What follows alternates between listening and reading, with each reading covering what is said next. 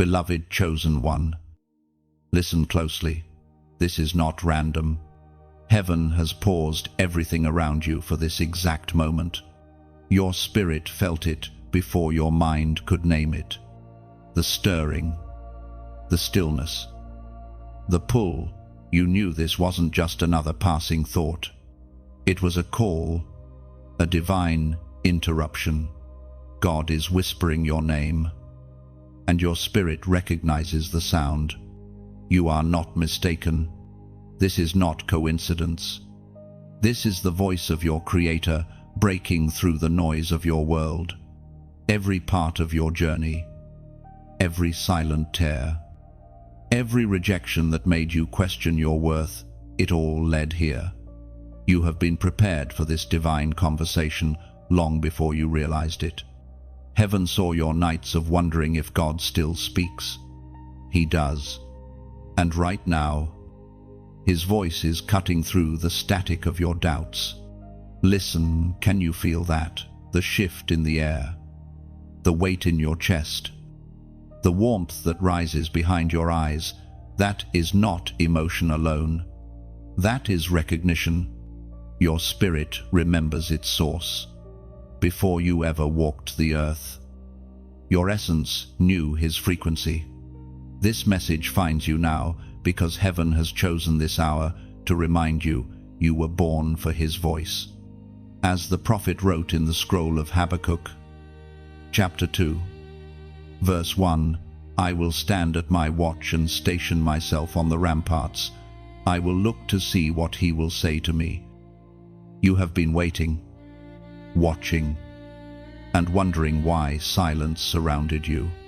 But that silence was never absence, it was positioning.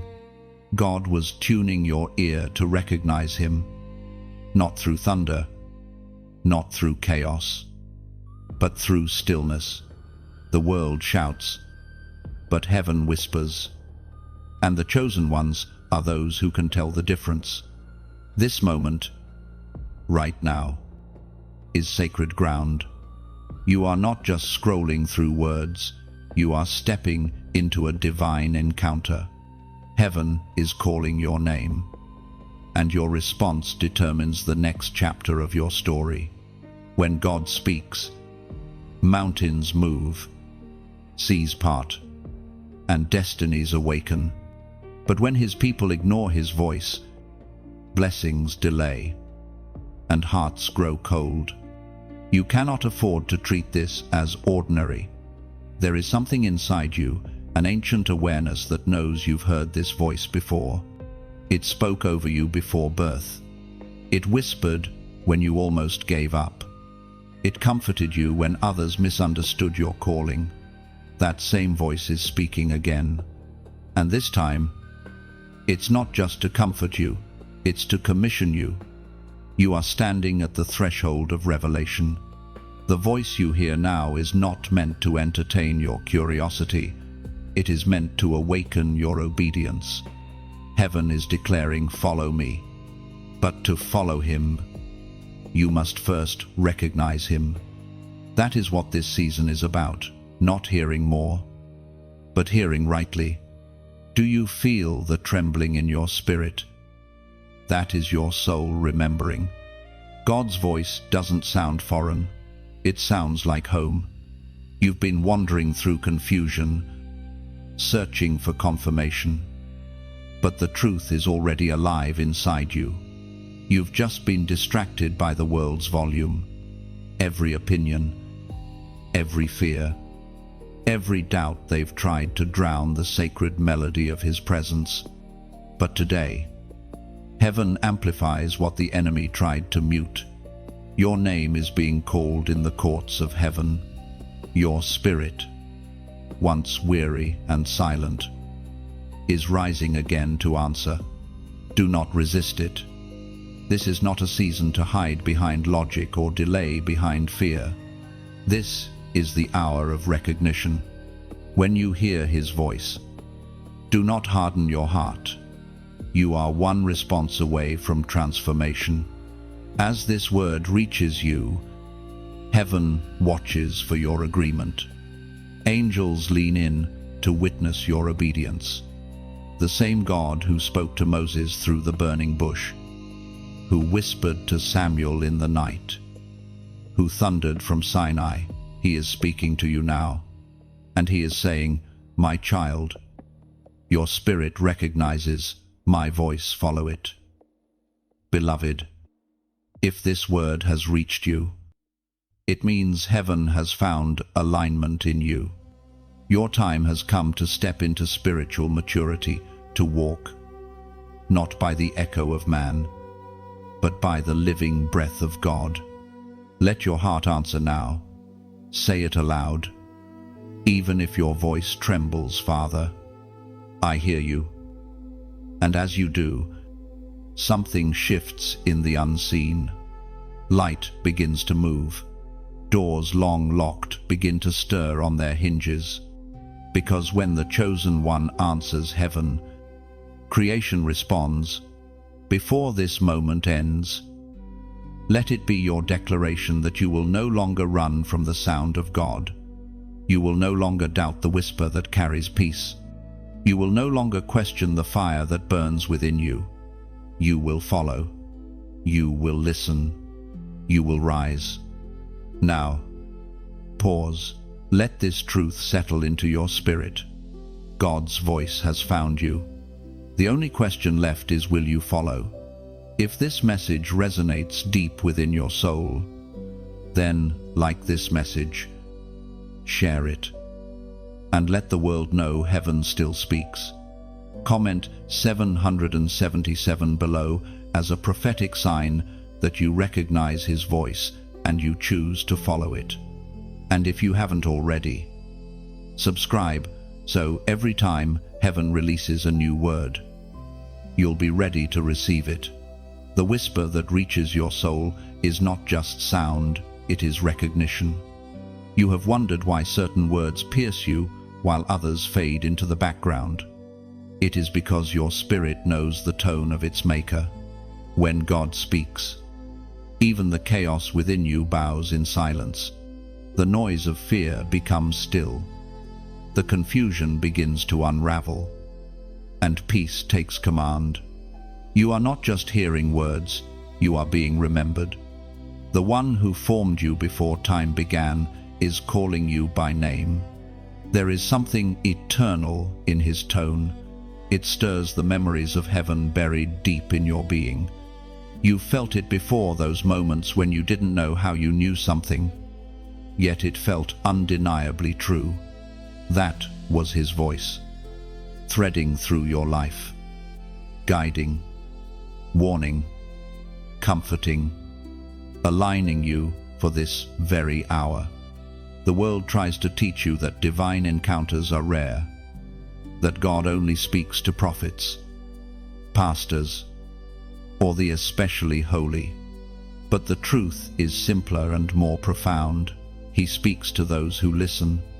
He speaks to the humble, to the broken, to the willing. You, chosen one, have always been one of them.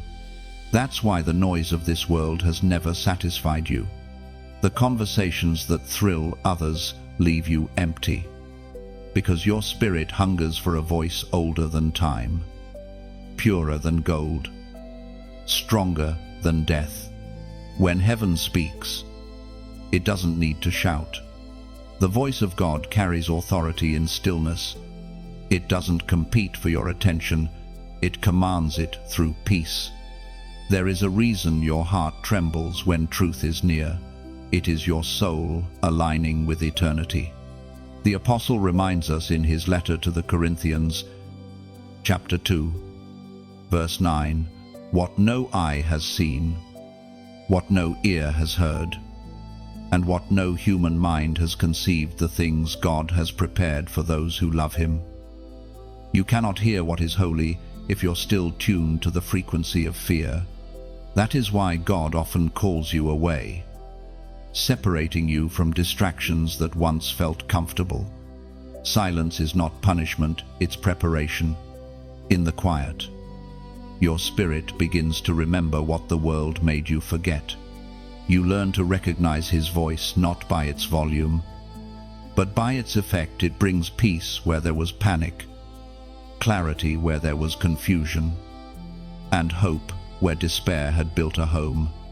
There were moments when you thought God was distant, but in truth, he was closer than breath, speaking not in thunder, but through conviction, not in storms, but through subtle stirrings of grace. The reason you feel the pull of his voice now is because heaven has been waiting for your full attention. The voice of God never contradicts his nature. It doesn't flatter your pride or feed your ego. It invites you higher. It refines. It calls you out of comfort and into purpose. That's why obedience feels costly. It's the price of elevation.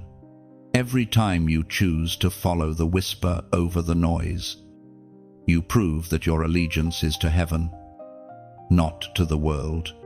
Many will tell you they cannot hear God, but you, chosen one, are learning that recognition begins with surrender.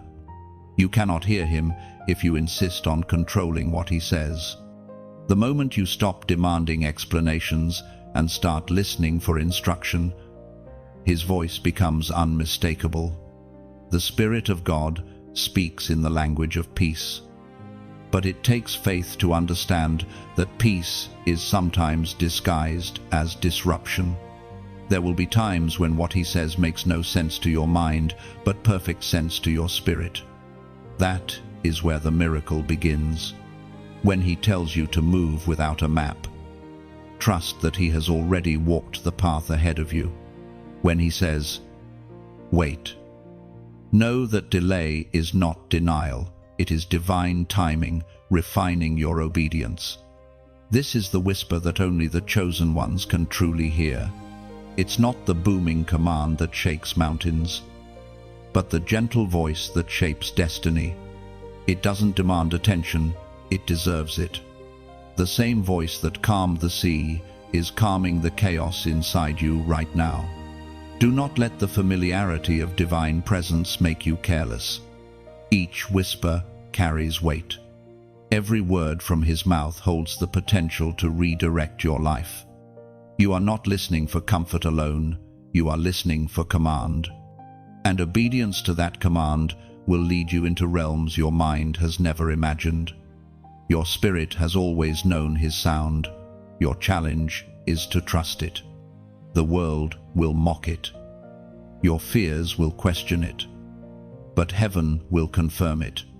Every time you obey, you'll find the evidence waiting on the other side of your faith. So breathe. Beloved, be still. The same God who spoke light into the void is now illuminating your path. You do not need to strive to hear him. You only need to yield. Let the noise fall away until only his whisper remains. And when you hear it, do not delay, follow it. That's where miracles live. This is the season of divine recognition. You are no longer guessing if it is God speaking, you are beginning to know. The fog that once clouded your spirit is lifting, and what remains is clarity born of communion. The more you yield, the clearer his voice becomes. Heaven is not trying to hide from you. It is training you to see beyond sight and hear beyond sound. You used to pray for confirmation from outside sources, but now God is teaching you that his confirmation begins within, when your spirit leaps at truth. When your heart burns without explanation, that is not emotion alone. That is discernment awakening. You are learning to tell the difference between fear's echo and the Father's whisper. And when you finally recognize the divine frequency, you understand what it means to be chosen not for privilege, but for purpose. Every chosen one must pass through this season. God speaks, then waits, to see if you will trust what you heard. Heaven tests the ear before it releases instruction. The danger is not that you cannot hear, it is that you might ignore. Many drown in confusion, not because God is silent, but because they keep listening to voices that feed their fear instead of their faith. But not you, not anymore. According to what is revealed in the book of Proverbs, chapter 3, verse 6, "In all your ways acknowledge him, and he shall direct your paths." When you start acknowledging God in every step, you stop chasing random signs. You no longer need endless validation because you've learned to rest in his direction. You realize that peace is not the absence of conflict, it is the presence of confirmation. Every divine whisper leaves residue stillness, strength, and assurance. That is how you know it's him.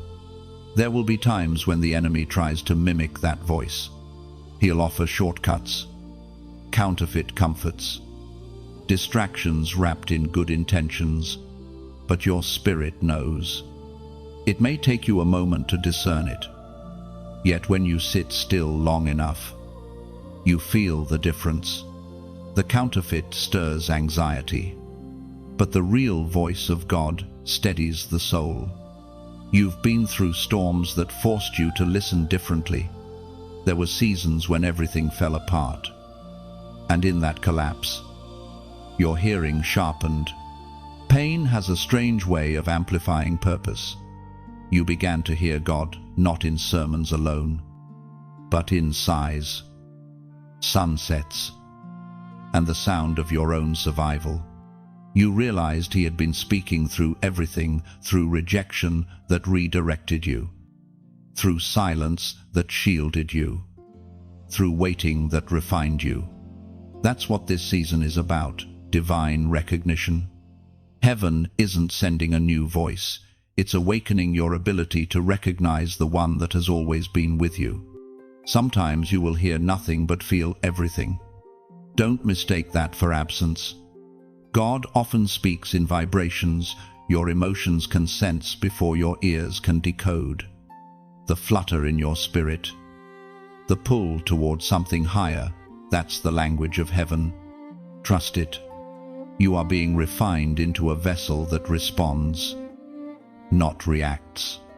Others might need lightning bolts of proof, but you, God's chosen, need only a whisper. You are learning that stillness is not weakness, it's strategy. In stillness, every false sound fades, leaving only the frequency of truth. This is where spiritual maturity begins.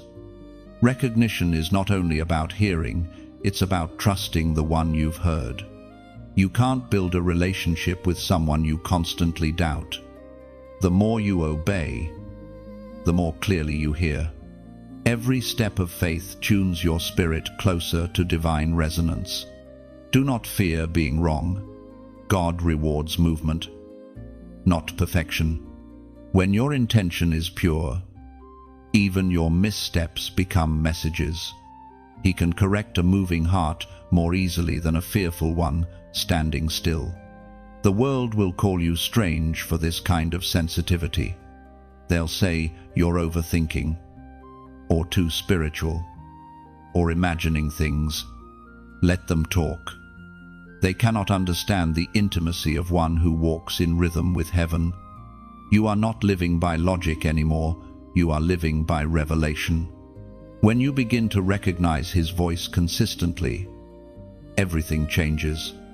Decisions become lighter. Worry loses its grip. You start to see divine fingerprints in daily moments. Coincidences transform into confirmations. Even closed doors start making sense, because you understand that divine direction often hides behind divine denial. You've entered a new level of listening. The tests that once broke you are now training you. Every delay was discipline. Every silence was strategy. Every yes and no perfectly timed to teach your spirit to lean into him. Now God whispers again, "My child, keep your ear near my heart." Let the world shout, but you listen. If this message resonates in your spirit, if you can feel heaven aligning something inside you, then declare your agreement right now. Comment, speak, Lord. Say it, not as ritual, but as surrender. It's more than words, it's an invitation. When you type those 3 simple words, you are telling heaven, I am listening. You are opening the door for divine instruction, for supernatural clarity, for the kind of direction that cannot be shaken by circumstance. This is how you show the unseen world that you recognize the voice of your King and you are ready to obey. Let that be your declaration. Speak. Lord, your servant is listening. When God speaks through stillness, everything in creation pauses to listen. You have learned that his presence does not always arrive with thunder, lightning, or spectacle. Sometimes it comes like a soft wind brushing against your soul, a gentle awareness that something holy is near. The voice of God is not always loud, but it is always certain. It doesn't argue to be believed, it simply is. You once expected divine direction to appear in bright flashes of certainty, but heaven often wraps wisdom in silence. When the noise fades and the world's voices grow faint, you begin to sense him more clearly. Stillness, for the chosen ones, is not emptiness, it is audience. It is the sacred space where the Creator allows your soul to breathe at the rhythm of eternity. And in that sacred pause, heaven adjusts your hearing. Every distraction loses power, and your spirit begins to resonate with truth. In the quiet, your heart finally aligns with divine timing. This is not delay, it is preparation. God is shaping your inner world so you can carry the weight of his coming revelation. Heaven speaks clearly through the words in Deuteronomy. Chapter 4, verse 36. From heaven he made you hear his voice to discipline you. On earth he showed you his great fire, and you heard his words from out of the fire. There are moments when God's voice feels like fire, not because it destroys, but because it refines. It burns away confusion, pride, and fear, until all that remains is clarity.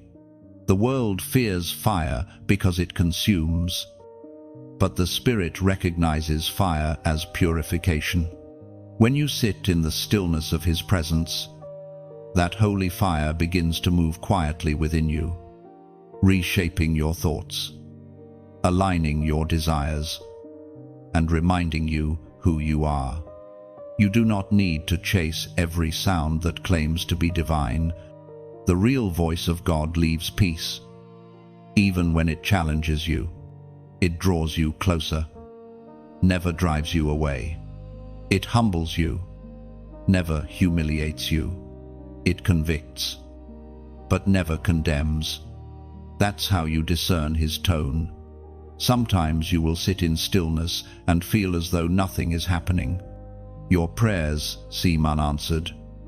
Your thoughts wander, and silence stretches on like eternity.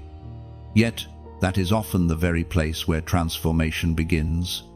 God's silence is not a void, it is the canvas where he paints understanding. In that stillness, he works on the unseen, the heart, the motives, the patience that must grow before the promise can bloom. You are learning to find beauty in waiting. The world rushes to fill silence with noise, but you, chosen one, have discovered the sacred art of sitting in divine quiet. It's there that the whispers become clearer. The Spirit doesn't compete with distraction, it waits for the surrendered.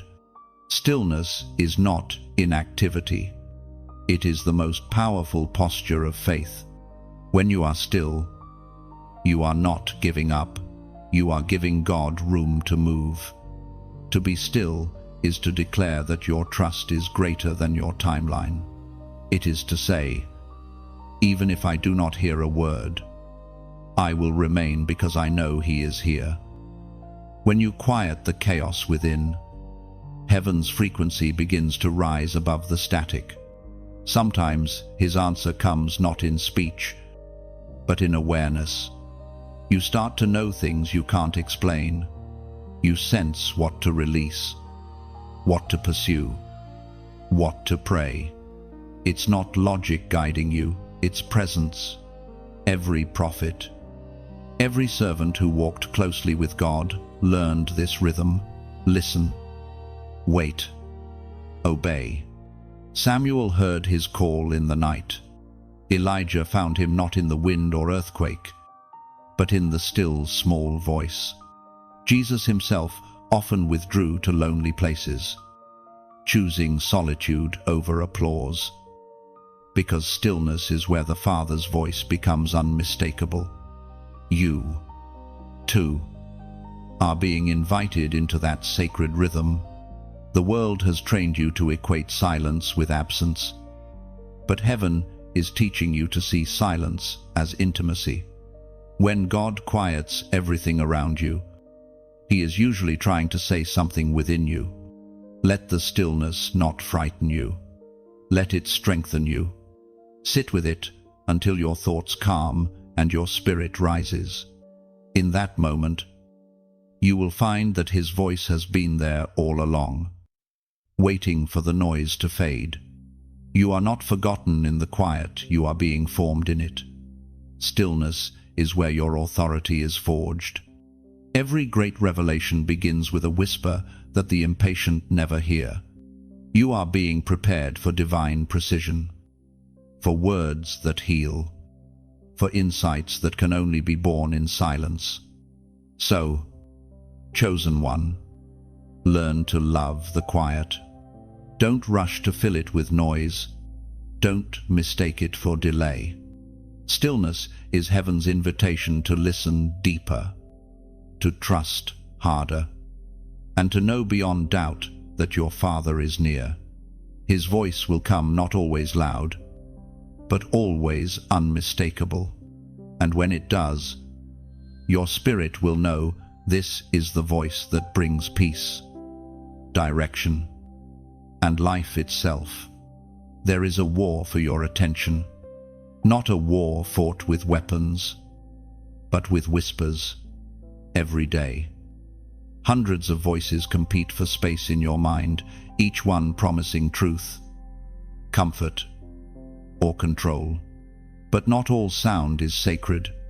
The voice of God doesn't force itself upon you, it invites, gently but firmly, cutting through the noise with a tone your soul was born to know. You feel that battle even now. You scroll through screens, move through crowds, fill your days with movement, and yet a part of you remains restless. The restlessness is not rebellion, it's recognition. Your spirit knows that every distraction is designed to drown the frequency of heaven. You've been sensing it more clearly lately, the tug between divine calling and digital noise, between eternal purpose and temporary pleasure. The world has built an orchestra of chaos, but you, chosen one, are learning to hear the single note of truth that holds the universe together. That note is His voice. We are reminded through the writings of David in the Psalms. Chapter 29, verse 4, "The voice of the Lord is powerful, the voice of the Lord is majestic." Every time you turn your heart toward that voice, you weaken the grip of darkness. The enemy doesn't fear your talent, your intellect, or even your strength. He fears your attention, because attention is worship. And what you focus on, you magnify. This is why distraction has become one of the enemy's greatest strategies. If he can keep you busy, he can keep you blind. But God is calling you to rise above the noise. Picture a lighthouse in a storm. It doesn't shout over the wind, it simply shines.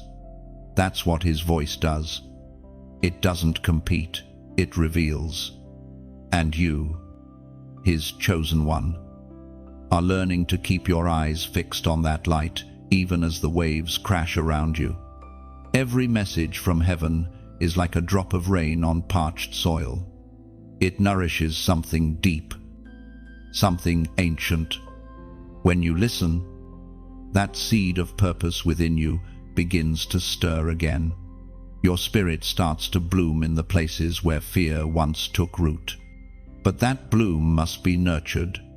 To keep hearing clearly, you must tend to your spiritual soil, pulling out weeds of distraction, pruning habits that choke your growth, and letting the light of truth reach the deepest parts of you. This battle for your attention is not one you fight alone. Every time you share what heaven has given you, every time you pass forward a word that touched your soul, you become part of the great echo of light spreading across the earth. Imagine it, millions of chosen ones, each carrying a spark, passing it on until the darkness has nowhere left to hide. That is what happens when you share truth, when you like a word that resonates with your spirit. It's more than a digital gesture, it's a spiritual agreement. You're saying, yes, I recognize this sound. Yes, I choose light. And when you subscribe, you're not just following content, you're committing to a covenant of growth, staying connected to a stream of divine nourishment that keeps your flame burning. And for those who donate or pour back into this flow, it's not about transaction, it's participation. Like the woman who poured perfume on the feet of Jesus, your giving becomes fragrance in the unseen realm. You help carry the light further to hearts who may be one whisper away from hope. Imagine the ripple effect: one heart awakened, one life restored, one destiny revived. You are not just supporting a message, you're sustaining a movement of awakening. Every seed you sow in faith multiplies beyond what eyes can see. The kingdom of heaven always amplifies generosity. But hear this clearly, this isn't pressure, it's partnership. You are part of something divine. Every gesture, every share, every word spoken in truth builds a bridge for others to hear the same voice that changed you. You may never meet those lives, but heaven records every echo. The war for attention ends the moment you realize where your gaze belongs. When you look to the source, all the false lights fade. You don't need to shout above the storm, just stay still enough to hear him. Let his voice be your anchor, your compass, your calm in the noise. Because once you recognize his sound, no counterfeit can deceive you. The same voice that thundered through creation now whispers peace into your chaos. It says, "Be still, I am here." So, stay close to this frequency. Chosen one, keep your heart tuned to the divine wavelength. And when you find light, share it not out of duty, but out of gratitude. Every time you pass the message forward, you build a beacon in someone else's darkness. The war may rage around you, but within you, heaven's melody remains undefeated. The voice that spoke galaxies into motion is still speaking your name. Let the world chase noise you. Beloved, will follow the whisper. To follow without seeing, that is the mark of every true chosen one. The world asks for evidence, for visible proof before trust. But heaven calls you to move before the map unfolds, to walk on the water before you know if it will hold. This is faith, not blind optimism, but divine confidence rooted in recognition. When God speaks, even darkness must rearrange itself to make way for your obedience. You are stepping into a season where sight cannot serve you. The familiar paths are fading. The landmarks are gone, and the only thing guiding you forward is that gentle, unmistakable inner assurance that says, keep moving. You may not see the way, but you feel it like a compass hidden inside your chest, always pulling you towards something sacred. That pull is not imagination, it is instruction. The Word of God declares in the book of Hebrews, chapter 11, verse 1, "Now faith is confidence in what we hope for and assurance about what we do not see." This verse is not just theology, it's your biography. You've lived it in moments where logic failed, yet obedience carried you through. Every time you said yes without knowing what waited ahead. Heaven recorded your courage. That courage was not born of sight, but of surrender. When God asks you to follow without seeing, it's because He's taking you somewhere your mind cannot yet comprehend. If you could see every step, you'd never need faith. And if you never need faith, you'd never grow. He hides certain details not to confuse you, but to keep you dependent on His voice. Every unseen path becomes an altar of trust, where your obedience becomes worship. You have been walking through shadows lately, situations unclear, doors half open, promises delayed. But heaven says, keep going. For the path of the righteous is not lit by explanation, it's lit by revelation. You don't need to understand every turn, just trust the one who designed the route. Remember Abraham, he left everything familiar, not because he knew where he was going, but because he recognized who was calling. That same voice is calling you now, whispering through uncertainty, follow me. Each step you take is a declaration of loyalty, proof that you trust His plan more than your preference. You are not lost. You are being led through unfamiliar territory to develop spiritual muscle. Faith is built in darkness, not daylight. It's in the absence of sight that your spirit learns the rhythm of heaven. The unseen becomes your training ground. The silence becomes your sanctuary. And every unanswered question becomes a classroom for trust. Sometimes you will feel like you're walking on air, unsure if your next step will hold. But remember, obedience creates the ground beneath your feet.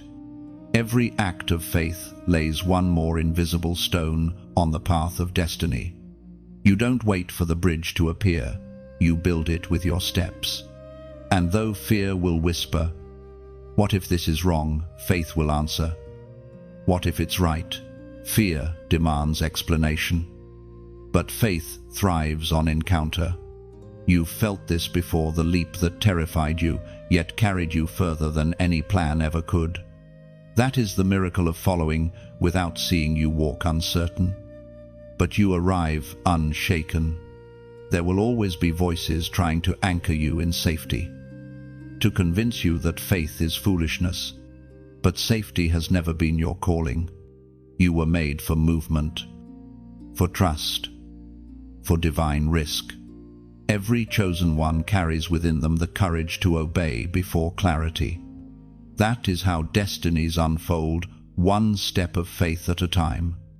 You are walking a narrow path now, one that requires more listening than looking. The eyes of flesh see obstacles, the eyes of the Spirit see opportunity. What feels like delay is divine alignment. What feels like loss is hidden preparation. God hides things not from you, but for you until you're ready to hold them. There is glory in this unseen walk. Every tear shed on the road of faith becomes oil for your anointing. Every unanswered question becomes fuel for revelation. One day, when you look back, you'll see that the darkness was not a place of abandonment, it was a tunnel leading to divine unveiling. So do not grow weary in walking by faith. The road may be unclear, but the destination is certain. The shepherd does not need to explain where he leads. His presence is proof enough. And now, as you read these words, if your heart feels that familiar, pull the one that says, "This is for me." Then respond to heaven's whisper with a prophetic act of agreement. Comment 888 below. This is not just a number, it is a declaration. The number 8 symbolizes new beginnings, divine cycles of restoration and resurrection. By typing 888, you are saying to heaven, "I will follow even when I cannot see. I trust the unseen hand guiding my steps." Let it be your digital footprint of faith, a mark of obedience recorded in eternity. You are not walking blindly. Beloved, you are walking guided. And every unseen step brings you closer to the promise, waiting just beyond your current horizon. Keep moving, for your faith is lighting the path as you walk. There are seasons when God isolates you, and though it feels like abandonment, it is actually refinement. You have been wondering why the circle around you has grown smaller, why familiar voices have faded, why places that once felt alive now feel empty. The truth is, heaven has placed you in divine isolation not to punish you, but to sharpen your hearing. When God begins to separate noise from truth, He doesn't ask for permission, He simply moves. People leave, opportunities shift, plans crumble, and suddenly you're left with silence that feels heavier than sound. Yet that silence is sacred. It is the furnace where clarity is forged. When the chatter dies down, the whisper of God becomes thunder to your spirit. The Spirit spoke through the prophet Jeremiah. Chapter 33. Verse 3. "Call to me, and I will answer you, and tell you great and unsearchable things you do not know." You might not have recognized it at first. You thought people were rejecting you, that doors were closing because something was wrong. But now you are beginning to see the truth. It wasn't rejection, it was redirection. You were being hidden, not forgotten. Heaven hides its treasures until the right time. The same God who concealed Joseph in prison was preparing him for a throne. The same God who took Jesus into the wilderness was preparing him for ministry. And that same God is doing the same with you. Divine isolation feels like a cage until revelation shows you it's a cocoon. You are not trapped, you are transforming. What feels like confinement is actually construction. Heaven is building strength in silence. When the noise of the world fades, you begin to hear the subtle instructions of the Spirit, those quiet nudges that guide you step by step. This process hurts because your human heart craves company, validation, and understanding. But God cannot build dependence in distraction. He must quiet everything competing for your attention until your first instinct is no longer to call someone, but to call Him. That is how prophets are born, not through applause, but through isolation. There are lessons that only solitude can teach. In isolation, you learn that God's presence is not a feeling, it is a fact. You discover that even in silence, He is near. You realize that His absence is often an illusion, one created by the noise you've allowed to dominate your spirit. And as you release those distractions, you begin to hear again. The wilderness has always been God's classroom. It strips away the unnecessary so you can see what truly matters. It is where your identity is clarified and your faith purified. The wilderness makes you depend on manna, daily provision, not monthly certainty. It teaches you that your survival is not in planning, but in trusting. Sometimes you will feel the ache of loneliness so deep that it questions everything. But do not let loneliness deceive you into thinking you are unloved. The silence around you is often filled with divine attention. Heaven watches closely when a chosen one walks through isolation, because those who endure it emerge carrying a voice that cannot be counterfeited. The longer you remain in divine solitude, the more your discernment grows. You start to recognize who truly walks with you and who only walks near you. You learn the difference between those sent by God and those sent by convenience. You become sensitive to spiritual frequency, understanding when a word comes from heaven and when it comes from emotion. You will find that when God isolates you, He also insulates you. He protects your spirit from contamination. He removes you from environments that dilute your anointing. You may feel stripped, but in truth, you are being clothed with strength unseen. Every moment alone is preparation for a moment of impact. And when your time of hiding ends, you will not emerge empty. You will come forth carrying words that heal, authority that shifts atmospheres, and faith that moves mountains. You will no longer depend on applause to confirm your worth, because isolation has already taught you who you are. The separation you feel now is not forever. There will come a day when the same God who drew you into silence will release you into sound. And when that happens, your voice will carry weight, not because it's loud, but because it's been forged in quiet fire. So, chosen one, stop mourning what God removed. Every absence is an answer, every distance a direction. Do not fight the solitude, embrace it. Let the stillness shape you. Let the hidden season refine your roots so that when you bloom, the world will know it was heaven who planted you. Isolation is not the end of your story. It is the sacred beginning of your unveiling. Stay patient in the quiet, and you will soon see that every silence was a setup for divine speech. The voice that breaks chains does not need to shout. It simply speaks. And creation remembers who its master is. You, chosen one, have felt that power before. It's the voice that entered your darkest night and commanded peace to return. It's the voice that whispered hope when every other word around you carried despair. That voice does not merely comfort, it liberates.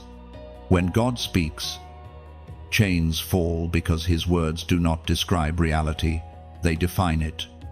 The sound of His presence carries authority that cannot be challenged. You've seen it happen in small ways, a prayer whispered through tears that suddenly turns the impossible into a testimony. A word read from Scripture that rearranges the storm inside your chest. That is not coincidence. That is divine command. The voice of God is not passive. It is active, creative, alive. Every syllable He releases carries assignment and purpose. It does not return empty. It penetrates walls, shatters prisons, and silences lies. You are living proof of that power. The fact that you are still here, still breathing, still believing, means His word already broke something that once held you captive.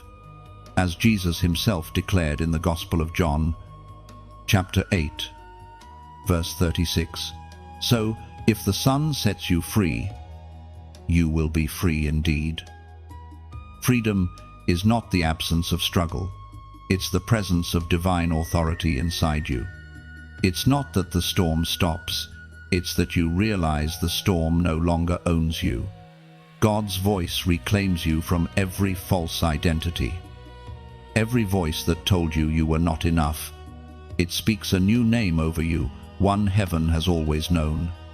You can still hear the echo of that voice in your memories, the moment you almost gave up. When a scripture came alive, or when an unexpected peace filled your chest, though nothing had changed. That was the sound of chains breaking. The world didn't see it, but heaven celebrated. Angels recorded that moment, because when a chosen one remembers their freedom, darkness loses jurisdiction. There are spiritual chains so subtle they masquerade as logic, fear disguised as caution, guilt dressed as humility, shame hidden behind perfectionism. But the moment God's truth enters, deception has nowhere left to hide. His word doesn't debate with lies, it dethrones them. You have walked through seasons where you thought your mistakes disqualified you, where failure whispered louder than faith. But listen closely, redemption has a sound, and it's the voice of God saying, "You are still mine." The same mouth that spoke galaxies into being now speaks restoration over your life.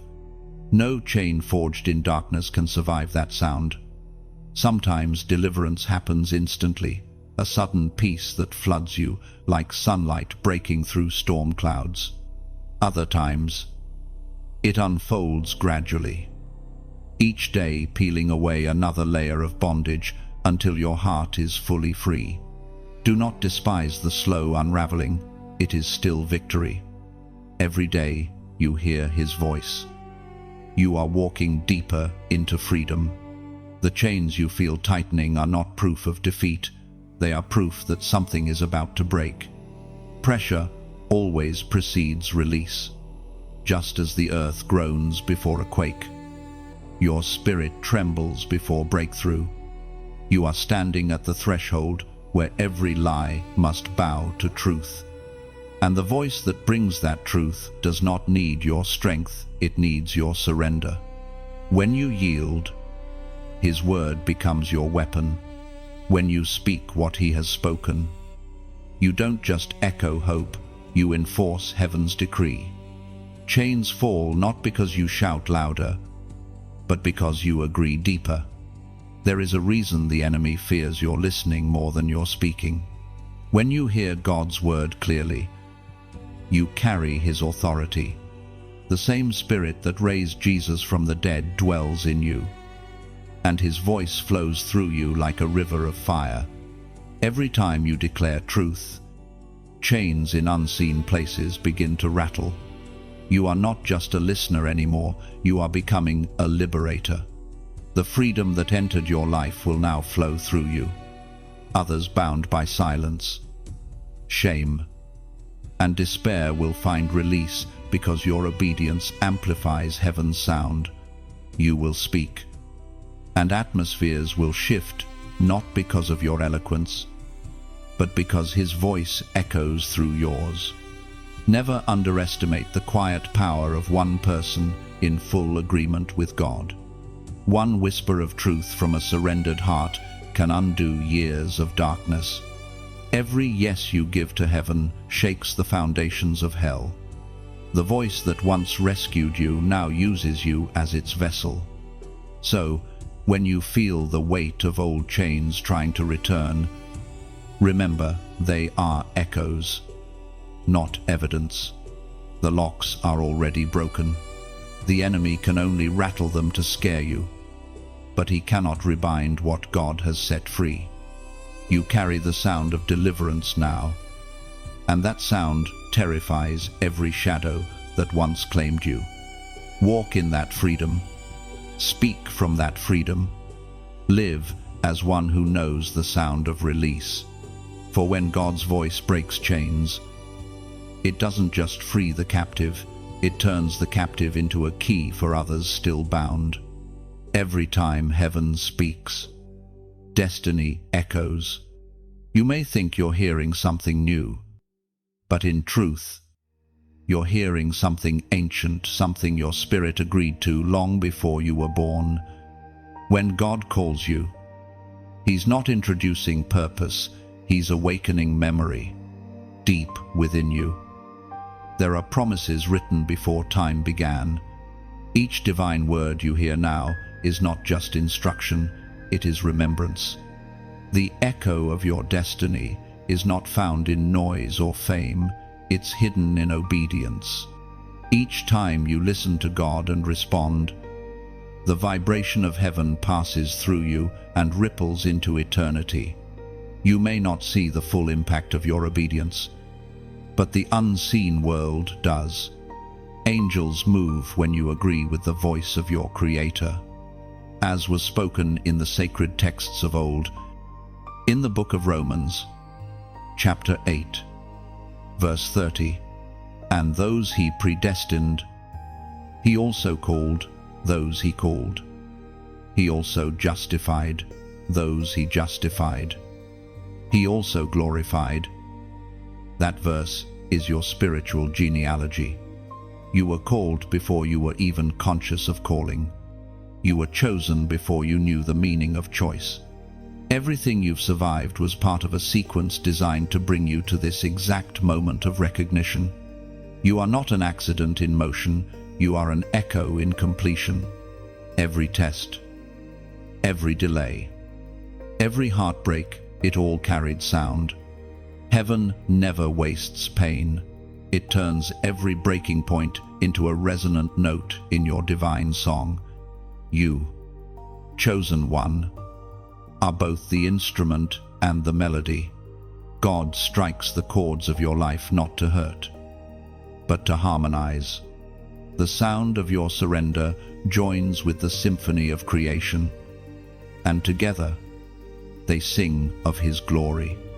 That is why certain words, moments, or revelations strike you so deeply. They don't teach you something new, they remind your soul of something it already knew. Each revelation is a memory resurfacing, a divine flashback to when your purpose was first spoken into existence. This is what it means to live prophetically, not to predict the future, but to remember the eternal. To walk in prophecy is to live from a reality that heaven already finished, even while earth still unfolds it. When God says, "I have plans for you," it's not a promise being written, it's a truth being revealed. Many wonder why they cannot move forward, why life seems to circle the same pain or delay. But the secret is this: you cannot walk into what you do not recognize until your spirit remembers who it is. You'll repeat lessons designed to awaken recognition. The moment you remember, the cycle breaks. The echo of destiny isn't loud, it's constant. It hums beneath every disappointment, every closed door, every prayer unanswered. It keeps whispering, "You were made for more." And when that whisper becomes louder than the noise of fear, transformation begins. The moment you decide to believe what heaven says about you, everything shifts. You start walking not as one who hopes, but as one who knows. Confidence replaces anxiety.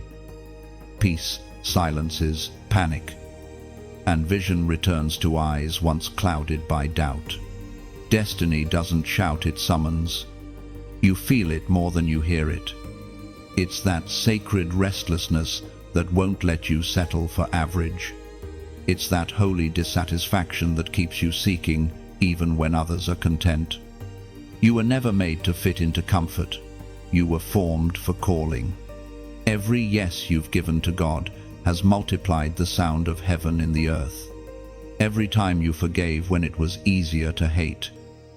Every time you worshipped while wounded. Every time you obeyed in confusion, you released sound waves of obedience that travel farther than you imagine. Heaven measures not volume, but resonance. The echo of destiny is also generational. What you are becoming will outlive you. Your obedience today writes melodies that your descendants will one day dance to. The prayers you whisper now become the rhythm of deliverance for those who come after you. That is why your walk matters. You are not just following God for yourself, you are echoing His voice into your bloodline. The enemy tries to distort that echo. filling your mind with static self-doubt. Distraction, guilt, but the Spirit of God within you always recalibrates. Every time you return to stillness, your frequency resets. You begin to hear that original tone again. Beloved, you are mine. You were made for this. And now, as you read these words, your spirit feels it, that stirring of remembrance, that divine familiarity. Heaven is calling your echo home. If your heart knows this word is for you, seal it with a declaration of alignment. Comment, I remember. Write it not just as text, but as truth. When you say, I remember, you are not recalling an event, you are reclaiming identity. You are announcing to heaven and to the enemy alike that your spirit remembers what it was sent to do, that you refuse to forget your divine assignment. You are reactivating the sound of your destiny, aligning your life with the voice that first called you by name. Let that be your answer to the echo. You were called, you were justified, and now you are rising into glory. There are times when heaven goes quiet, not to punish you, but to prove what you have already learned. The silence of God is not absence, it is assessment. It is the moment when heaven steps back to see if you will trust the whisper even when the wind stops blowing. Every chosen one walks through these seasons, when the once familiar voice seems distant and the light feels dim. But this is where faith matures. You see, God does not test your hearing to humiliate you. He tests it to solidify you. When the divine frequency seems faint, your spirit must remember what it already knows. You are not waiting to hear again, you are learning to walk in what you have already heard. This is not silence meant to starve you, it is silence meant to strengthen you. As written in the book of James, chapter 1, verse 3, because you know that the testing of your faith produces perseverance. Faith that has never been tested cannot be trusted. God allows seasons of quiet not to create distance, but depth. The teacher is always silent during the exam because he wants to see if the lessons have become part of you. The absence you feel is not abandonment, it's an invitation to apply what you've learned. Picture a seed beneath the soil. It cannot see the sun, yet it pushes upward anyway. The silence of the soil doesn't mean death, it means development. That's what God is doing inside you. The silence is stretching your roots deeper into Him, so your future fruit will not be shallow. It's in these quiet seasons that your actions begin to speak louder than your prayers. Heaven watches how you respond when you don't receive immediate answers. Will you still worship when you don't feel the fire? Will you still trust when the miracle seems delayed? True faith doesn't need constant confirmation. It simply remains anchored. You have to understand faith is not a feeling. It is movement in the absence of it. Every time you choose to keep going, you preach a sermon louder than any words could. The angels hear it. The enemy fears it. God receives it as worship. You are not being punished in this silence. You are being positioned. When heaven pauses, it's never permanent. Think of it as divine breath before a new word is spoken. Just as an artist steps back from the canvas to view the masterpiece from a distance, God sometimes steps back, not because He's finished, but because He's preparing to add the final touch. But even as you walk through this holy quiet, know that you are not alone. This space you and I share, these words you are reading, they too are part of heaven's method. The voice you hear through these lines is a bridge built to remind you that God still speaks, that He still reaches through silence to find His chosen. If this message speaks to you, take a moment, not out of habit, but from gratitude. When you like this message, it is as though you're lighting a candle in the darkness, saying, "Yes, I still believe." When you share it, it's like passing that flame to another hand, spreading light to someone else walking through their own silence. And when you subscribe, you're not just following content, you're choosing to stay near the well.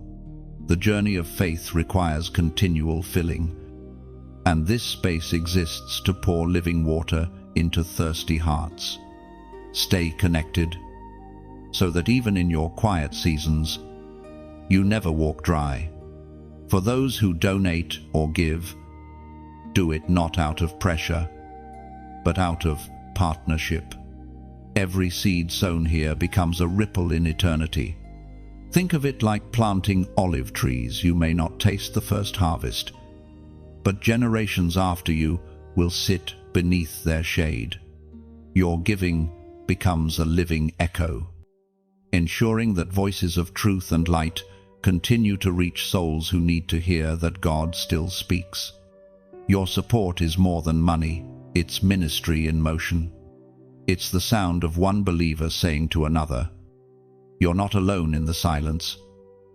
Remember, when you invest in light, heaven always multiplies the return, not in coins, but in clarity, not in applause, but in anointing. That's how divine economics work. The more you give, the more heaven trusts you with revelation.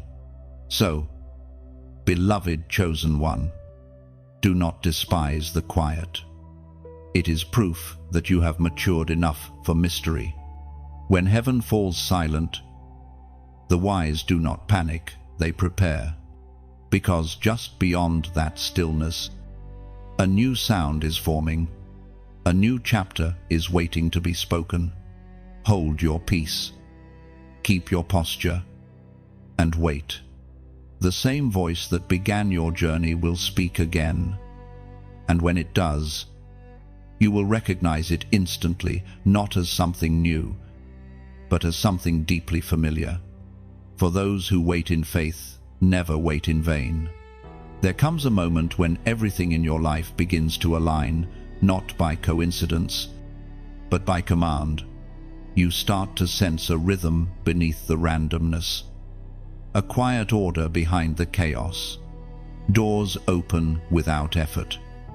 Paths appear where there was once only fog. And even your missteps begin to make sense. This is the hour of prophetic alignment.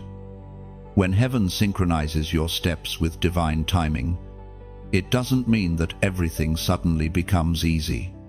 Alignment is not the removal of obstacles, it's the revelation of purpose behind them. What once looked like delay begins to reveal itself as divine pacing. What felt like rejection begins to show itself as redirection.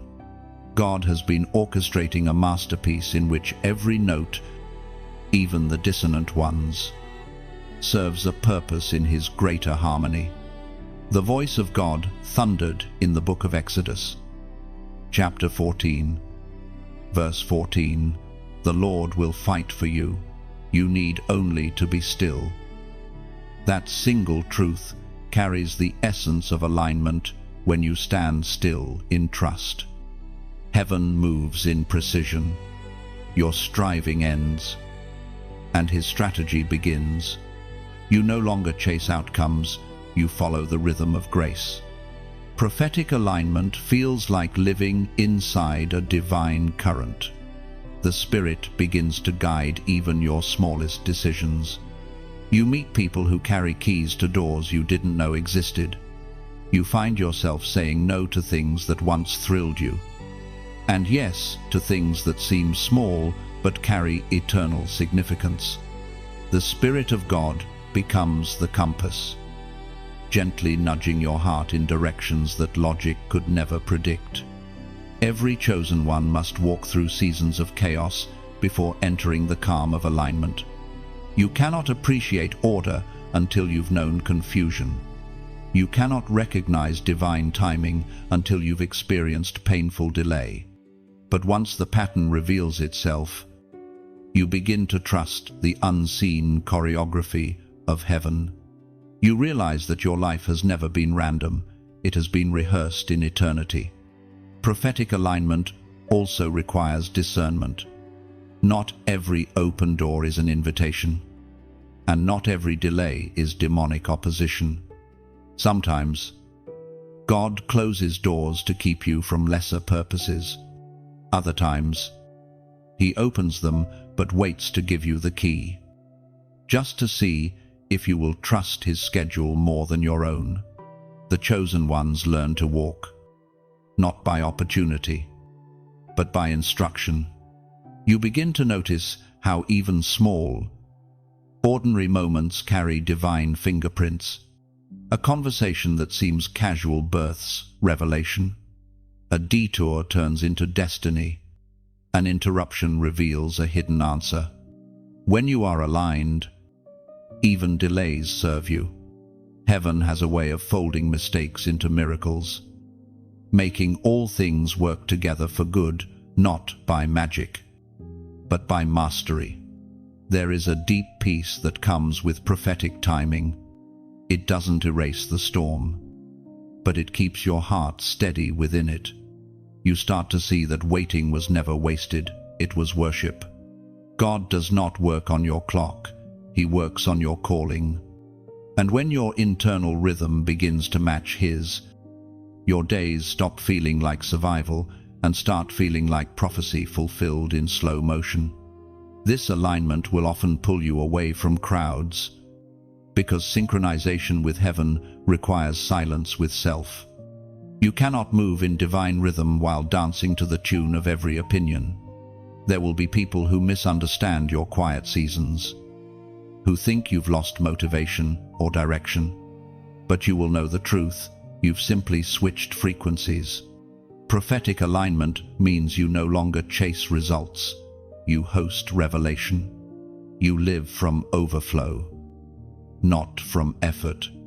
You move when the Spirit moves, and you rest when the Spirit rests.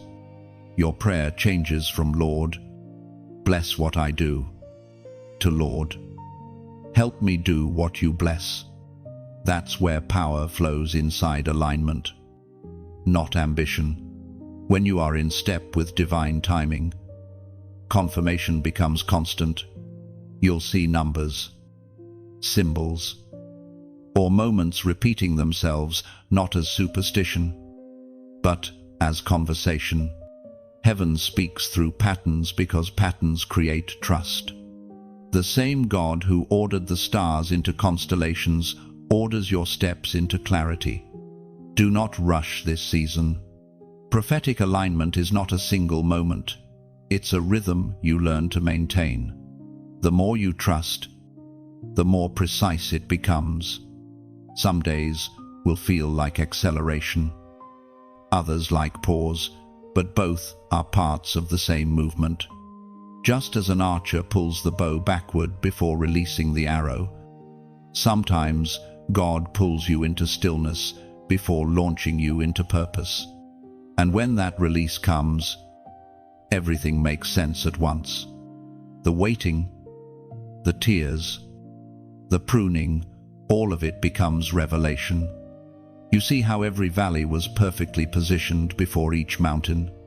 You understand why some people had to leave and why certain doors had to remain closed. You realize that nothing was lost, everything was preparation. Alignment doesn't mean you're finally in control, it means you've finally let go. It's the moment your steps and heaven's heartbeat walk in sync. And from that place, miracles no longer feel like surprises, they feel like the natural outcome of divine order. Stay patient. Chosen one. The clock of heaven never ticks late. Every beat of your heart that trusts, every prayer whispered in silence, is one more step in divine synchronization. You are walking not behind, not ahead, but exactly where you were meant to be. There comes a point in every chosen one's journey where clarity becomes warfare. The closer you draw to God's voice, the more the counterfeit tries to mimic it. It's not always a loud deception. Sometimes it's a subtle imitation, a thought that sounds almost right, a sign that feels almost divine, but almost can lead even the purest hearts astray. This is the season where discernment must rise. The world is filled with echoes, but not every echo comes from heaven. The enemy knows how to disguise distraction as destiny. He'll wrap confusion in comfort, or temptation in timing, just to see if you've learned the sound of truth. But those who have walked through stillness and fire, those who have been tuned by silence, begin to know the difference. As Jesus himself declared in the Gospel of Matthew, chapter 7, verse 15, "Beware of false prophets, who come to you in sheep's clothing, but inwardly they are ravenous wolves." Discernment grows in intimacy.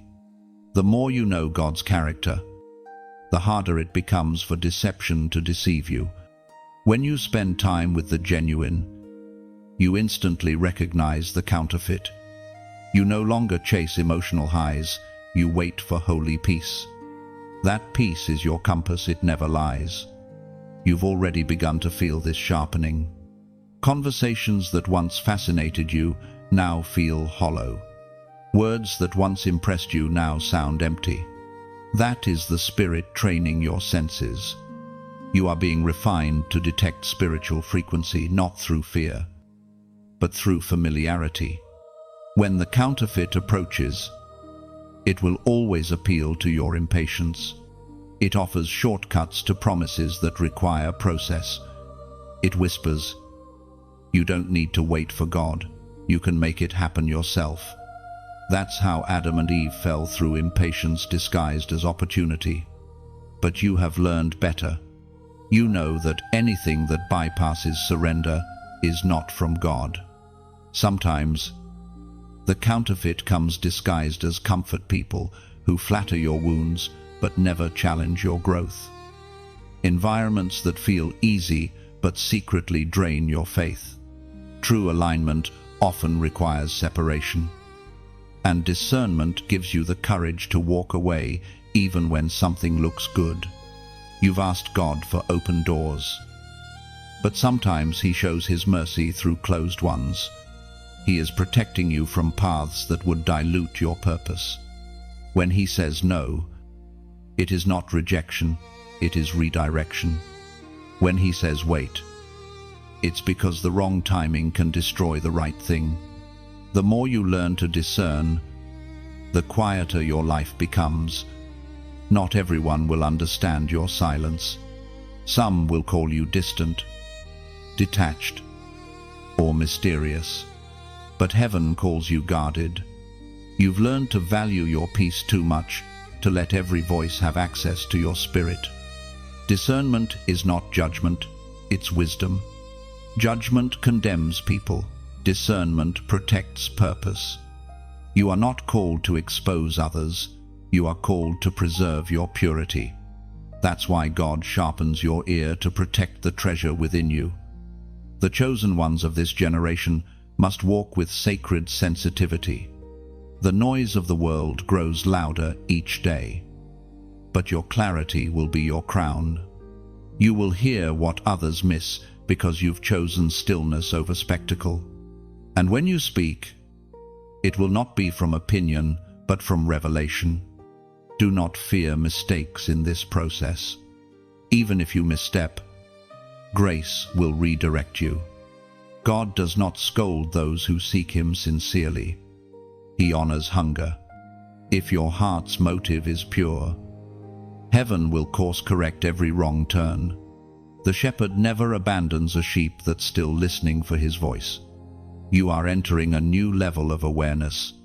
You'll begin to see through masks, to sense truth even when it's unspoken. You'll recognize when someone's words are polished but their spirit is polluted. The spirit within you will whisper, "That's not me." Listen to that whisper. It will save you time, tears, and years. And when you discern truth, don't hesitate, act. Obedience is the seal of revelation. It's one thing to hear, it's another to heed. Heaven entrusts deeper mysteries only to those who respond quickly. Now, if this word resonates in your spirit, if you've felt the tug between confusion and clarity, if your heart has longed for confirmation, respond to heaven with a prophetic sign of agreement. Comment 555 below. This number represents divine transformation and grace multiplied. It is a spiritual declaration that you choose discernment over distraction, truth over imitation, alignment over appearance. By writing 555, you're not just reacting, you're reaffirming your covenant to follow the true voice. No matter how subtle or quiet it may sound, let this act be your agreement with heaven that from this day forward, your ears will be fine-tuned to the frequency of truth. You will no longer fall for false comfort or shallow promises. You will wait for the real, even if it costs you everything temporary.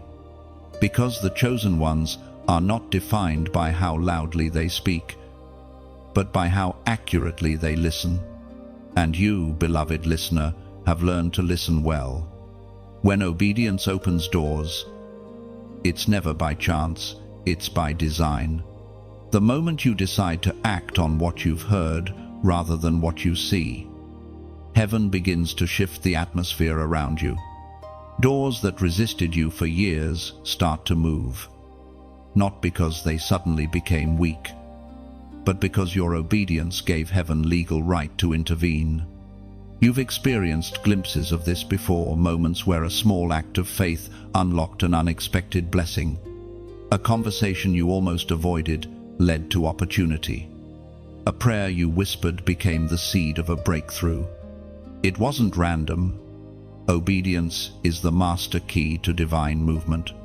Every instruction you follow, no matter how small, turns the invisible gears of destiny, as was declared in the book of Isaiah, chapter 1, verse 19. If you are willing and obedient, you shall eat the good of the land. Willingness and obedience, they are heaven's favorite language. God doesn't just respond to emotion, he responds to action. Tears move his heart, but obedience moves his hand. When you choose to obey, even without full understanding, you are telling heaven, I trust you more than I trust my fear. That single decision shifts everything. You must understand, obedience rarely feels convenient. It often comes at the intersection of uncertainty and faith. God's instructions don't always make logical sense, they make spiritual sense. Noah built an ark when there was no rain. Abraham left his homeland without a destination. Peter stepped out of a boat before knowing if the water would hold. Each of them proved that obedience precedes revelation. The miracle never comes before the motion. Many people wait for the sea to part before stepping forward. But heaven waits for your foot to touch the water. You cannot command what you refuse to confront. When you move, heaven moves with you. Every act of faith activates unseen help, angels dispatched, favor released, provision aligned. You're never walking alone, you're walking in orchestration. Sometimes obedience looks simple, forgiving someone who hurt you, giving when it doesn't make financial sense, staying silent when everything in you wants to defend yourself. These small obediences often carry greater weight than the dramatic ones. God measures obedience not by scale, but by surrender. The reason obedience opens doors is because it aligns you with God's flow. When your will bows to His, resistance breaks. You stop pushing against the current and begin to move with divine rhythm. Even obstacles that once seemed immovable start to shift because you're no longer forcing outcomes, you're following instructions. There will be moments when obedience costs you comfort. God may ask you to leave familiar places, to release relationships, or to walk away from what once felt secure. But every sacrifice made in obedience is an investment into destiny. Nothing surrendered to God ever returns empty. The door that obedience opens will always be better than the one disobedience closes. Think of obedience as a spiritual seed. When you plant it in faith, it grows even in unseen soil. You may not see results immediately, but heaven works underground, at the right time, in the right season. That seed bursts forth, often in ways that exceed your imagination. God never forgets a single act of obedience. It's all written in eternity's ledger. The greatest enemy of obedience is reasoning. Your mind will always try to negotiate with what your spirit knows is true. But faith doesn't wait for full explanation. It moves on revelation. There will be times when you obey trembling, not because you're confident, but because you trust. God never asked for your comfort, He asked for your yes. And when you give that yes, even a hesitant one, heaven begins to amplify it. Doors open because obedience carries authority. Demons retreat because obedience carries light. Mountains move because obedience carries alignment. The sound of one obedient heart echoes louder in heaven than 1,000 empty prayers. There's a fragrance to obedience, a purity that draws divine favor. It says to God, I don't need to understand, I just need to follow. That posture breaks cycles, lifts burdens, and brings clarity. You start to see life differently, not as a maze of uncertainty, but as a dance with divine timing. Obedience also unlocks peace. When you've done what God asked, even if outcomes remain unseen, your soul rests. You no longer carry the weight of control because you've placed the outcome in the hands of the one who cannot fail. That is the secret of the unshakable. Those who obey without delay never walk in confusion. And in time, you will look back and realize that every door that opened was a response to one word, yes. Every miracle, every breakthrough, every moment of grace traced back to obedience. Heaven never forgets a surrendered heart. So continue walking, chosen one. Keep saying yes, even when it costs you. The road of obedience is narrow, but it leads to wide open spaces of glory. And when the doors open, you will know it was not luck, not coincidence, but the power of obedience that turned the key. There is a sacred moment when hearing becomes carrying, when you no longer listen only for yourself, but begin to bear the weight of what you've heard for others. This is the mantle of the listener. It is not given through ceremony or title, but through surrender. Heaven entrusts it only to those who have proven they will protect what they hear. You, chosen one, are entering that stage now. To carry the mantle of the listener means to become a vessel of divine frequency in a noisy world. You don't just hear God, you host His sound. The same voice that shaped creation begins to echo through your presence. People won't always understand what feels different about you, but their spirits will recognize it. The atmosphere shifts when you speak, because you're no longer speaking from opinion, you're speaking from overflow. As the Apostle reminds us in his letter to the Thessalonians, chapter 2, verse 13, when you received the word of God, which you heard from us. You accepted it not as the word of men, but as it truly is, the word of God, which is at work in you who believe. The listener's mantle transforms you from being one who hears truth into one who embodies it. The word no longer sits in your mind, it moves through your entire being.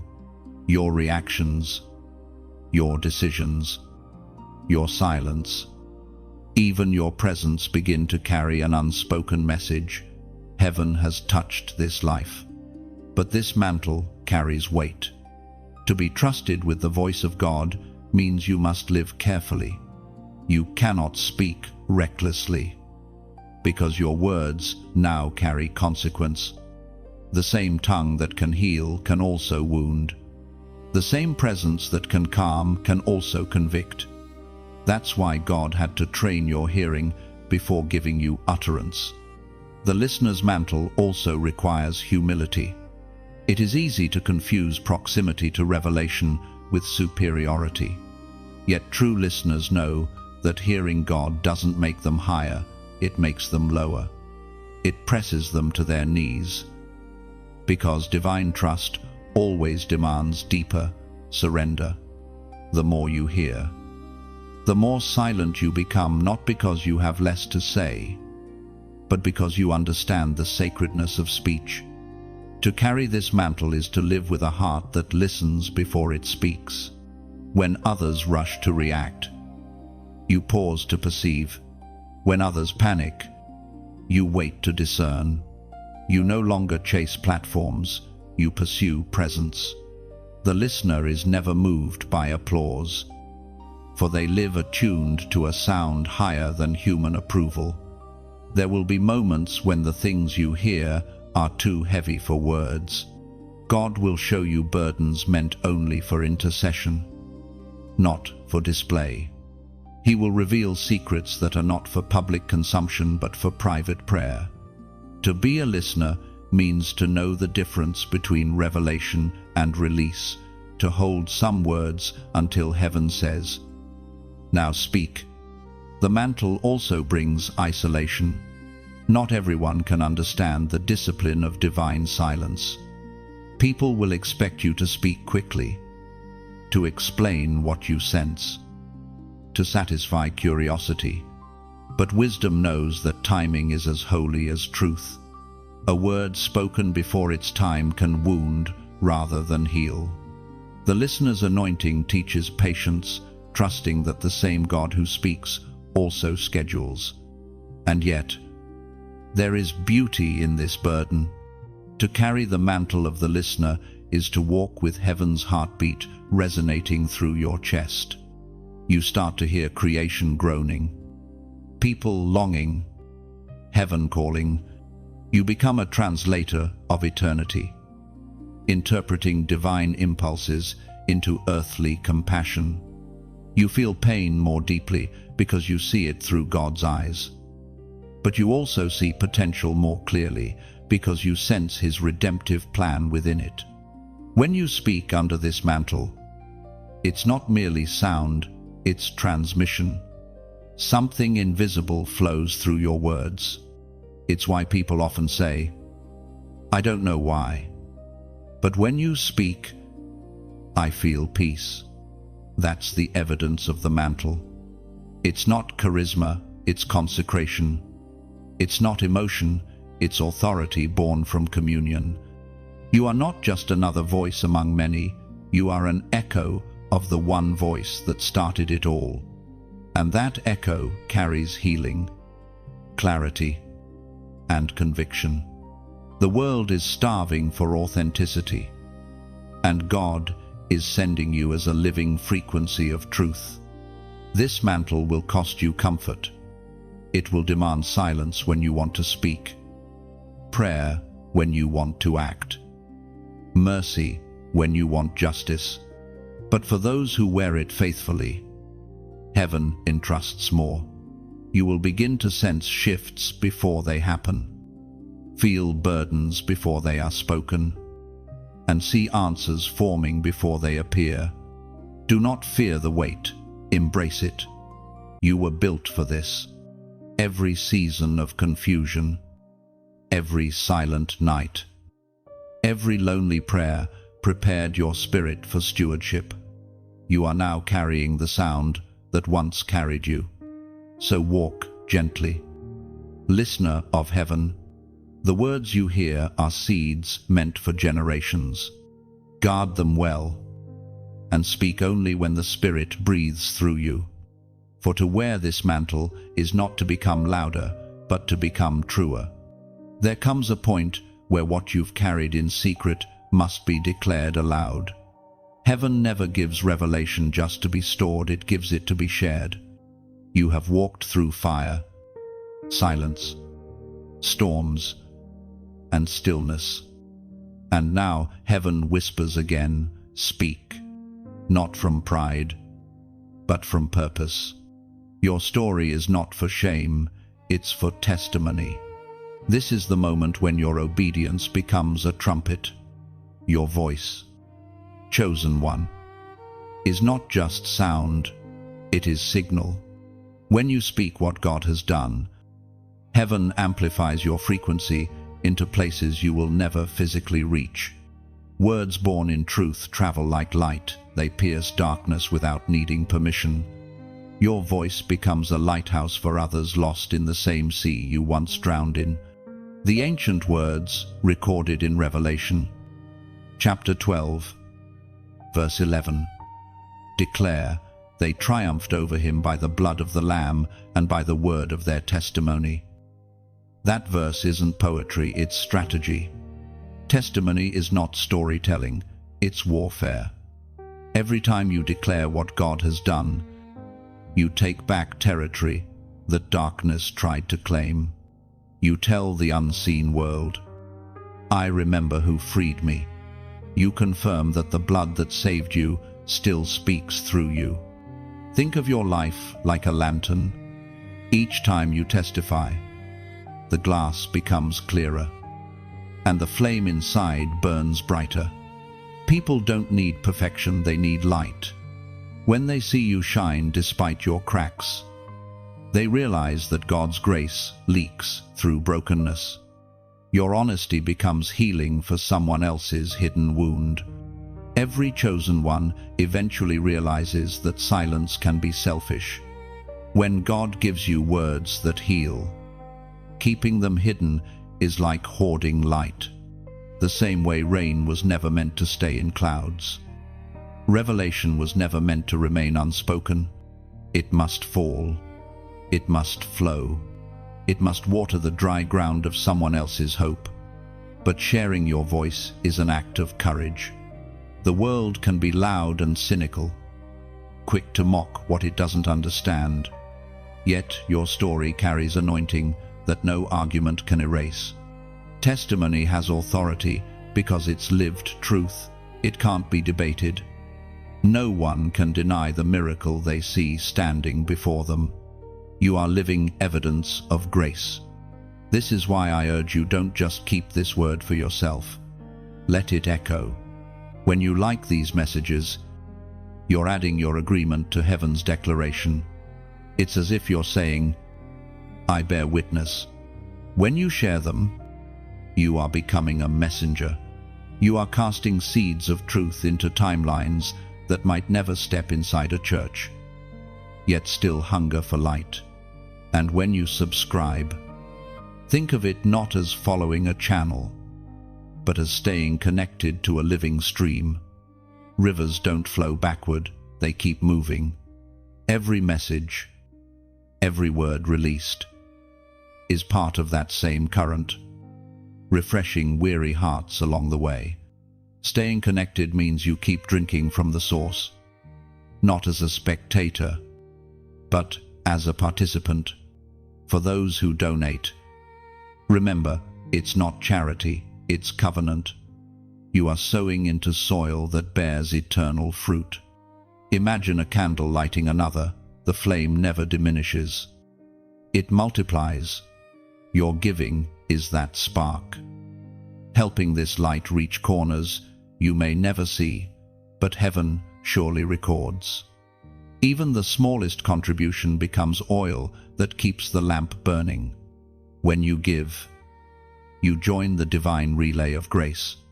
You become the hand that passes forward the flame of truth. The impact goes far beyond screens. It reaches prisons, hospitals, lonely rooms, and silent hearts. You may never know their names, but they will feel your kindness. In heaven's eyes, generosity is always a form of prophecy. It declares, I believe this light must go further. Let this community be a living choir, each voice carrying a verse of victory, each share extending the sound of salvation. We are not an audience, we are an army of echoes. And as you listen now, if your spirit feels that warmth rising again, that mix of conviction and peace, it's heaven saying, now is the time to speak. Tell your story, post your testimony, comment your truth below, because every word of gratitude becomes a stone in the altar you're building. Your declaration may be the answer to someone else's prayer. Your obedience may open a window in another's storm. You never know which sentence will spark resurrection in a heart that thought it was finished. That is the beauty of divine declaration once spoken in faith. Its echo never dies. So, beloved, speak. Let your voice be the instrument of remembrance, like wind through a forest. Let your words carry fragrance, proof that the God who rescued you still rescues, still restores, still reigns. And as you do, heaven will recognize your sound. For when the chosen ones testify, even the gates of darkness tremble, because every yes from earth releases an echo of victory in heaven. There comes a time when following the voice of God becomes more than a practice. It becomes your way of breathing. You stop chasing after moments of revelation because you realize you are living inside revelation itself. Communion with God no longer feels like a visit. It feels like existence. You wake up aware of His nearness, and even the quiet hours hum with His presence. This is what it means to walk in constant communion. At first, you needed reminders, songs, verses, messages to draw your heart back to Him. But as your spirit matured, you began to sense Him in everything, in the rhythm of your heartbeat, in the stillness between thoughts, in the way sunlight touches the room like gentle mercy. The world didn't become easier. You simply became anchored. The storms still come, but they no longer carry you away. You have learned to rest even while the wind roars, because your foundation is no longer external, it is divine. We find in the book of John, chapter 15, verse 5, I am the vine, you are the branches. If you remain in me and I in you, you will bear much fruit. Apart from me, you can do nothing. That is the mystery of communion, not a ritual, but a relationship so intertwined that separation becomes impossible. The branch doesn't strain to stay connected to the vine, it simply abides. The life within the vine flows naturally into it, producing fruit as an inevitable outcome of connection. You have become that branch. You no longer labor to hear His voice, you live by it. Walking in constant communion means learning to interpret silence as conversation. You begin to understand that every delay carries dialogue. Every coincidence carries design. Even the mundane becomes sacred because His fingerprints cover every detail. Prayer stops being something you start and end. It becomes the atmosphere you breathe. This life of communion does not isolate you from the world. It transforms how you walk through it. You no longer react to chaos. You respond to spirit. You speak less, but every word carries weight. You move slower, but every step is sure. You become a reflection of calm in a world obsessed with noise. To live this way is to find holiness in ordinary places. Washing dishes becomes worship. Waiting in traffic becomes meditation. Every moment becomes opportunity to align your inner world with heaven's rhythm. You stop asking, "Lord, where are you?" because you now see He is everywhere. This kind of communion cannot be rushed. It grows through consistency, through choosing awareness over distraction. It deepens each time you pause before reacting, each time you listen longer than you speak, each time you notice beauty instead of complaint. These are small acts of devotion that expand your spiritual lungs, making room for God's breath to flow freely through your life. In constant communion, you begin to sense the divine dialogue even in pain. Suffering no longer feels like punishment, but partnership, an opportunity to know God through endurance. You begin to see that the same Spirit who comforts also refines. Every trial becomes a conversation. "Will you trust me here too?" And your answer, whispered through tears, becomes worship. The more you commune, the more your desires transform. You stop asking God to bless your plans and start asking how to bless His. Your prayers shift from "give me" to "use me." You realize that intimacy with God is not measured by how much you speak, but by how much you yield. In that yielding, peace becomes constant, not because everything is perfect, but because you've learned the secret of resting in presence. Communion also transforms how you see others. You begin to hear God's tone in their voices, see His image even in their flaws. Judgment fades, replaced by compassion. You realize that every soul you encounter carries a spark of the same divine breath that sustains you. You start to treat conversations as sacred encounters, each one a chance to mirror the love that flows through you. There is also a strange stillness that marks those who live this way. You move through chaos with the same composure as a tree rooted in deep soil. The winds may bend you, but they cannot break you. That is the fruit of communion, unshakable peace that does not depend on outcomes. In time, even your silence speaks. Those around you feel something different, a steadiness, a lightness, a quiet certainty that seems out of place in a weary world. They won't always have words for it, but their hearts will recognize it. This is what it looks like when heaven lives within a human.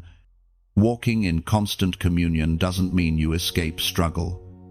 It means you no longer face it alone.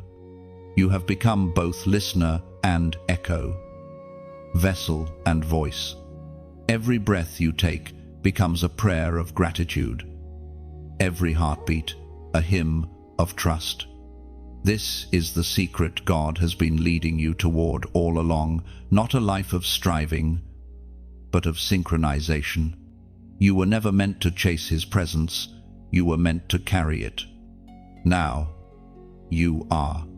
There is a hush in the spirit world when a chosen one finally arrives at recognition, the moment your soul and heaven's voice move in unison. You no longer strain to hear, because you and the source of sound have become one harmony. The voice that once felt distant now rises from within you, as natural as breath, as steady as heartbeat. This is the final call of the recognizer, the place where obedience matures into oneness. All the wandering, the silence, the storms, the pruning, they were never meant to break you. They were meant to tune you. Like an instrument crafted through tension, your life has been stretched until it could carry perfect resonance. Every heartbreak carved a chamber in your soul for deeper sound. Every waiting season built patience into your tone. And now, when God speaks, you don't just hear, you vibrate. The entire atmosphere of your being responds to his whisper. The Apostle Paul wrote in the book of Galatians, chapter 2, verse 20, "I have been crucified with Christ, and I no longer live. But Christ lives in me. The life I now live in the body, I live by faith in the Son of God, who loved me and gave himself for me." This is the summit of divine recognition, not merely hearing the voice of God, but becoming its echo. The eye that once resisted now rests. The voice of heaven is no longer something you reach for. It is something that flows through you. You have crossed from conversation into communion, from following to fusion. You begin to realize that everything God ever said to you was not a series of commands, it was an invitation to union. When he said, "Follow me," he wasn't leading you to a destination, he was leading you back to yourself, to the version of you that existed in his heart before time began. The journey was not about finding direction, it was about remembering identity.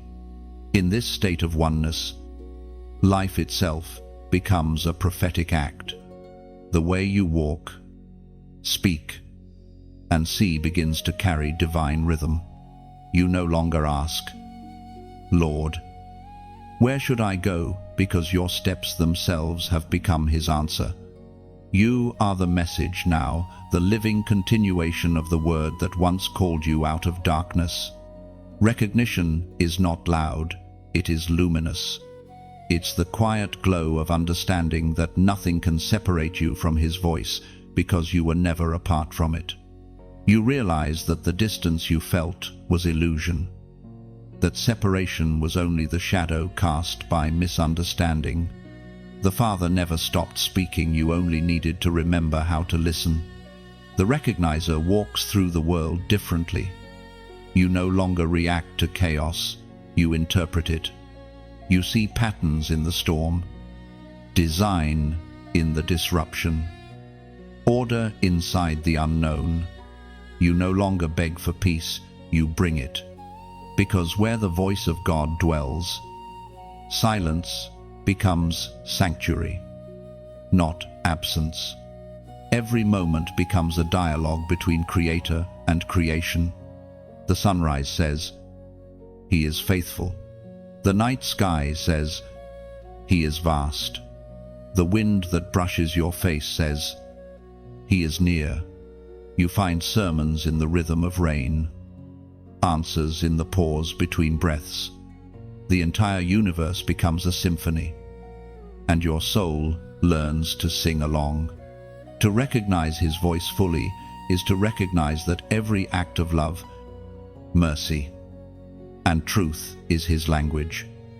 A stranger's kindness, a child's laughter, a tear shed in prayer, all are syllables of the same divine sentence, "I am with you." Yet this oneness does not make you distant from humanity, it makes you deeply compassionate. When you hear heaven's tone, you begin to hear the world's pain differently. Every cry becomes a prayer. Every wounded soul, a melody in need of harmony. You start to see yourself not as separate from the suffering of others, but as an instrument of their healing. The same voice that freed you now uses you as its vessel to free others. The recognizer walks lightly upon the earth, knowing that eternity has already begun within. There is no more fear of missing destiny, because destiny has merged with daily life. You understand that purpose is not a single event, it is every moment lived in divine awareness. The small things, listening, forgiving, waiting, giving become holy movements in the choreography of God. And even when silence returns, you do not panic, you smile, because you now understand the rhythm of relationship. Silence is simply the rest between notes. the space where meaning deepens. You no longer chase the voice, you rest in it. You trust that even the pauses are filled with His intention. From this place, gratitude overflows naturally. You look back at every hardship, every unanswered prayer, and whisper, "Now I see. What once felt like delay now looks like design. What once felt like loss now gleams with purpose." Every unanswered question finds resolution, not through explanation, but through encounter. Your story is no longer a series of battles, but a single victory told through many verses. You realize that what God wanted all along was not perfect performance, but intimate recognition, the knowing that passes beyond words into wonder. This is what it means to be fully awakened as a chosen one, to live as one who recognizes the divine in all things and carries His tone into every moment. You have become both listener and sound, seeker and revelation, vessel and river. Heaven no longer speaks to you as a distant voice, it speaks through you as a living presence. The journey that began with a whisper now ends in a symphony. And in that final harmony, heaven and earth agree you have become what you were always meant to be, the living echo of God's voice walking through the world. Beloved, chosen one, if these words have met you where silence once lived, then heaven has accomplished what it intended. You have listened not just with your ears, but with your spirit. The journey you've walked through these messages has never been about information, it has always been about transformation. You are not the same person who began reading. Something within you has awakened, remembered, and returned to its divine frequency. Now, the world waits to hear the echo you've become. Your voice matters. Your presence matters. You are the living continuation of this message, the proof that God still speaks through hearts willing to listen. If this word has found you in a moment of uncertainty and brought light to your soul, I ask you, from the depth of sincerity, let the echo continue. When you like this message, it isn't vanity, it's vibration. It tells the unseen world, I receive this truth. When you share it, you aren't spreading content, you're spreading light. You are sending a spark into places where darkness has lingered too long. And if your heart feels stirred to subscribe, know that it isn't about numbers, it's about connection. You are joining a community of listeners who have chosen to tune their lives to heaven's frequency. Together, we keep this current of hope alive. I also invite you to comment below. Let your words be testimony, a ripple of faith that may reach someone standing where you once stood. Tell what moved you, what healed you, what you now understand. Your comment might be the confirmation someone has been praying for. Heaven always multiplies sincerity. Every small act of engagement becomes seed for another awakening. So, keep the flow of light alive. Keep the fire burning. You have heard His voice, and now the world will hear Him through you. The echo continues. Beloved, you are not at the end, you are at the beginning of a greater sound.